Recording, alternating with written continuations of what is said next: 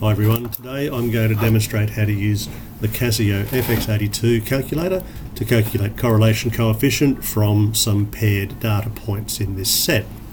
This question refers to the use of a spreadsheet, which is fine if you have one, but we can get around this if we're a little bit clever how we do this. So we need to find the covariance, the standard deviations for both variables, and the correlation coefficient. Normally you would find them these three first and then use the formula to calculate correlation coefficient. Because the calculator doesn't have a function for covariance, we're going to have to do this the other way around. So let's start. First we press the mode key and then number 2 for statistics, and I'm going to work on the assumption that there is a linear association between the variable g and f, so I'll pick number 2, which is the equation of a straight line. I get a column for x and y data. That's just default names, x and y. I will work on the basis that the first variable named g is the horizontal data, so I'll put that in the first column, and f is the vertical data, so I'll put that in the second column. And we just type it, press equals, and it automatically advances. Now this will be a bit tedious. Let me pause the video while I enter the rest of the data for you.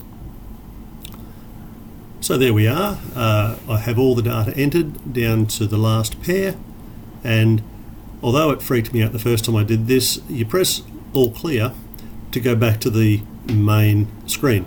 The data still exists in memory.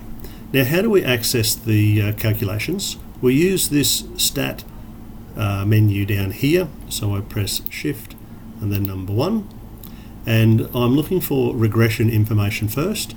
Regression model is the linear model.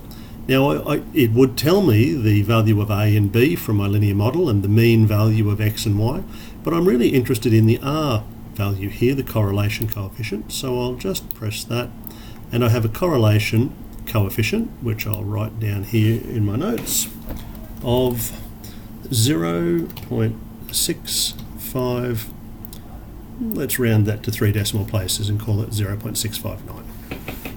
Now, I can clear that, go back into the stats menu.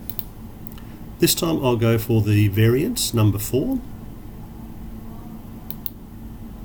And I have here the number of data sets, the mean of the X value. This is the one, standard deviation. That's supposed to be a sigma X, number 3 there, the standard deviation. Now remember, the G variable was the one that I was using or labelled as horizontal, so that's this one, 6.325. Let's go and get from the stats menu once again 4 for variance. The standard deviation of the Y variable is number 6. 9.166, and it would be lovely if I could go and ask it to tell me the covariance, but there is no built-in function to the Casio calculator for the covariance, at least not that I'm aware of. So I can go to here and I can perform a calculation. So I know that the correlation is 0.659, and that's equal to the covariance, is what I'm looking for, and the standard deviation of the first variable was 6.325 multiplied by 9.166, and I'm sure you can see where I'm heading with this. I'm going to solve for the unknown, which is the covariance that I need.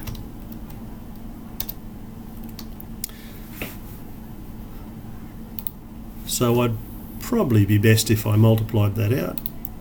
6.325 multiplied by 9.166, just double check that I've typed them nicely, and the product of the standard deviations is 57 point, again I'll round to 3 places, 975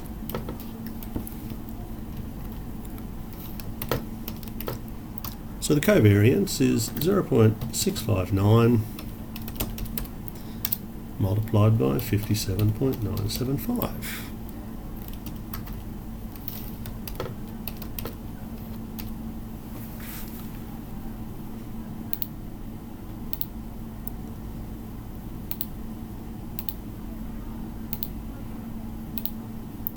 $38.205.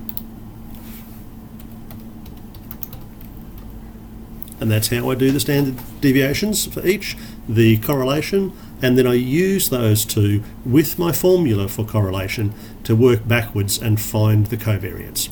Now, if I did use a spreadsheet, well, I would find them in the order stated, and then I would calculate this. But I just thought that might be a handy way to demonstrate the use of statistics on the Casio FX82.